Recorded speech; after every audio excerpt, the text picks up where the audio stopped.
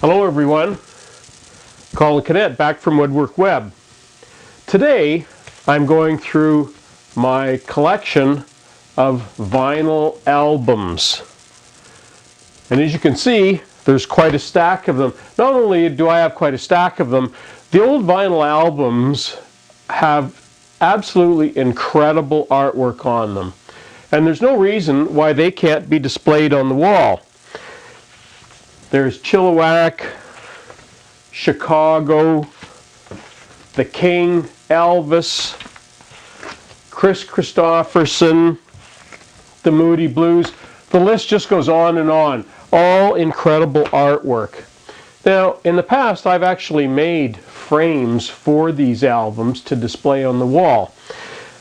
And the way that most frames are made, we need clips or nails or something in order to hold the frames or the pictures in the frames. But I've come up with a brand new way of making frames. And this kind of frame looks exactly like this one here, but without the nails. It is absolutely easy to change pictures. So you can actually change the decor in your room just by removing the picture and putting in a new one. Just like that. It's just that easy. And today we're going to do this project on making frames.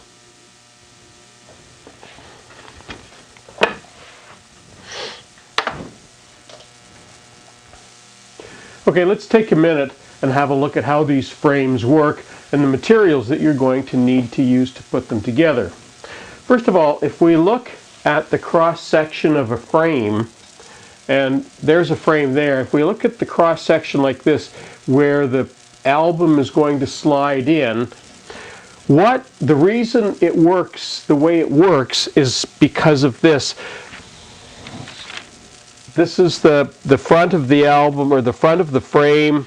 There's the top, there's the bottom. Of course, this is a different height, but the top of the frame is like this.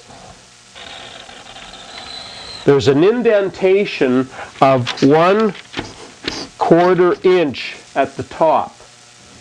The bottom of the frame has the same indentation that the album will sit into, and at the bottom it's 1/8 of an inch deep.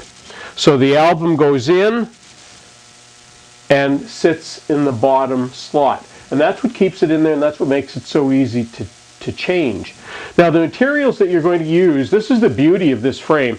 I designed it using 3/4 inch material. So all you need are 4 pieces of wood, 3/4 inch thick by 1 inch wide.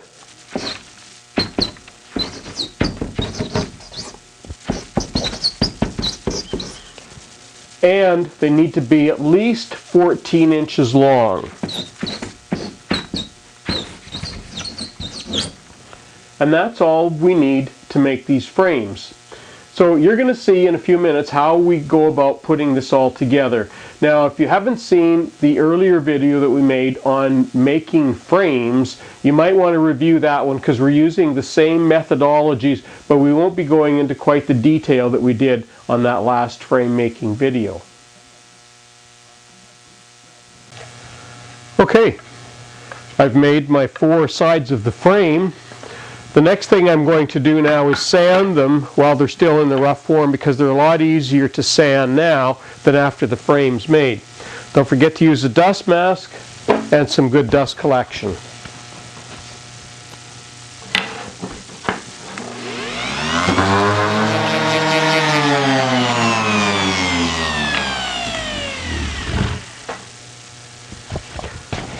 Okay, let's stop and talk a minute about materials. For this project, I found that maple is a good wood to use. You could also use oak. What I have found is that cedars and pine is a little bit too soft for this kind of project. Okay, we're back at our drawing board for a second, because the next thing we're going to cut out is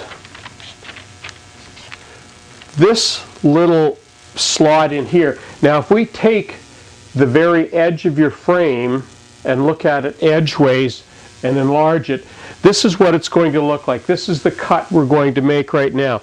This is the edge of your frame. What we're going to cut out right now is this piece here. Then after we cut that out, then we'll cut out the little jog that goes in there. So right now we're just cutting out this area right here. The material that we're using, we found that the best thing for rabbiting the wood out is actually a router. Now you could use a table saw, and you could use a table saw and do a couple of cuts, one on the edge and one on the side, to make the same cut. We're actually going to be using a router, and we're going to be using the rabbiting bit. So we're just going to install that now and set up the router, and we'll show you what that looks like. Okay, we have our router set up.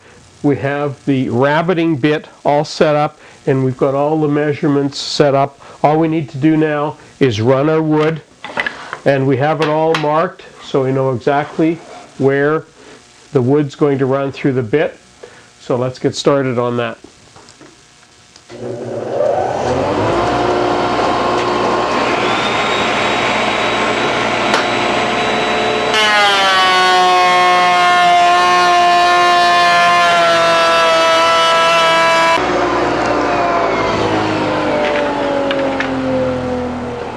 Okay, there's our 4 pieces with the rabbets already cut out.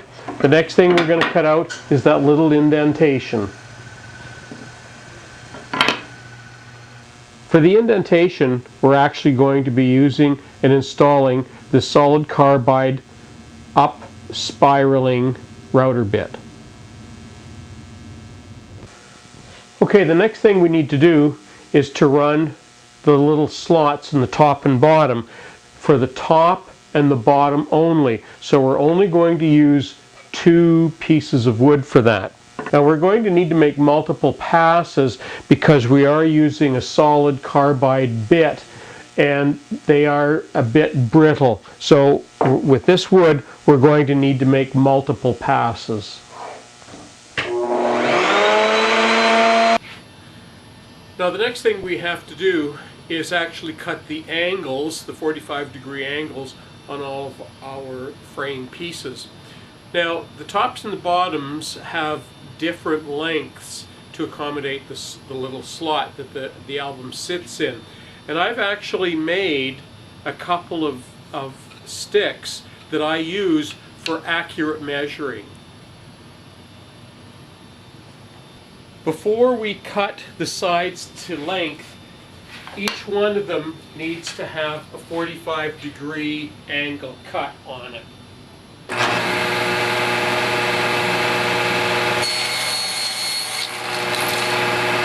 Okay, I've set the fence exactly 13½ inches from the blade. I'm now going to cut 2 of the sides.